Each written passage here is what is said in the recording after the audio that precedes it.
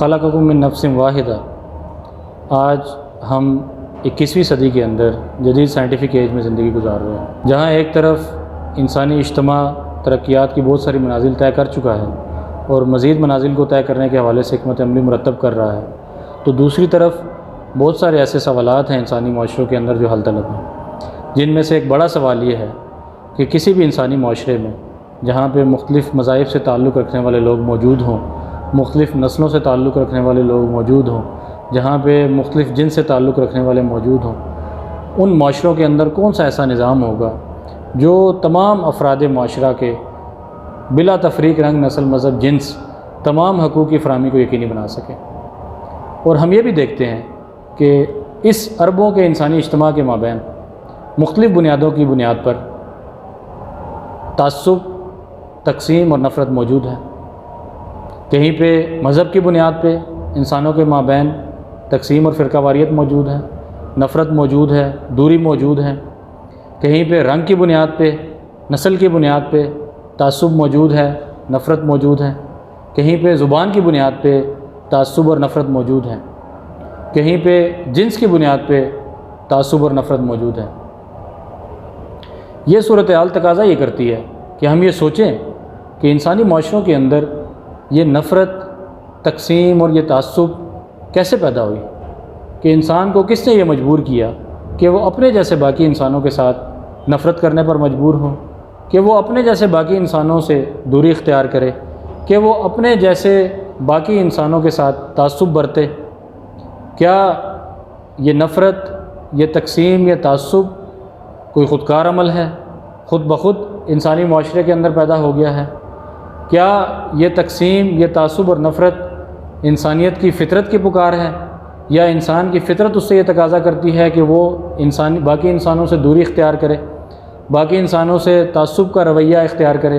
باقی انسانوں سے نفرت کرے، یا اس کے پیچھے کچھ اور آتا ہے؟ انسانی اجتماع کا مطالعہ ہمیں یہ بتاتا ہے کہ انسانیت کے مابین یہ تقسیم، تعصب اور نفرت کا عمل یقیناً انسانی فطرت کا عکاس نہیں ہے، بالکل غیر فطری ہے۔ یہ بات بڑی واضح طور پر ہمارے سامنے آتی ہے کہ آج کے اس جدید دور کے اندر بھی انسانیت کے مابین ہر قسم کی تقسیم، تعصب اور نفرت کے پیچھے سامراجی طبقات، سرمایہ دار طبقات اور جاگیرداری طبقات کا ہاتھ ہے، کہ یہ طبقات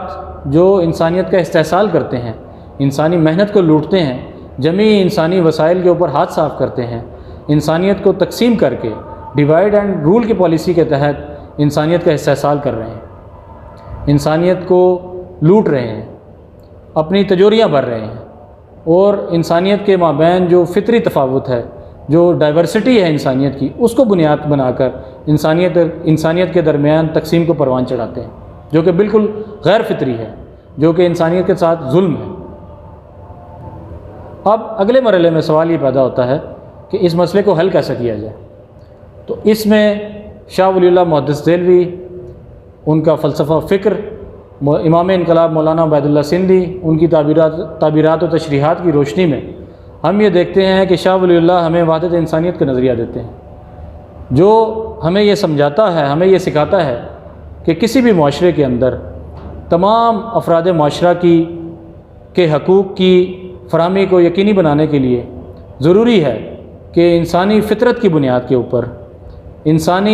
اعلیٰ انسانی اخلاق کی بنیاد کے اوپر، اقدار کی بنیاد کے اوپر سماجی نظام قائم کیا جائے۔ وحدت انسانیت کی بنیاد کے اوپر وہ کسی بھی معاشرے کے اندر موجود تمام افراد معاشرہ کے مابین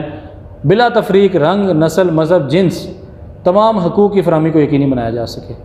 کہ انسانی فطرت کی بنیاد کے اوپر، اعلیٰ انسانی اقدار کی بنیاد کے اوپر، جو کہ تمام مذاہب کی سچائیوں کا عکس اور آئینہ ہے، اس کی بنیاد کے اوپر نظام قائم کیا جائے اور تمام انسانیت کو یکجا کیا جائے۔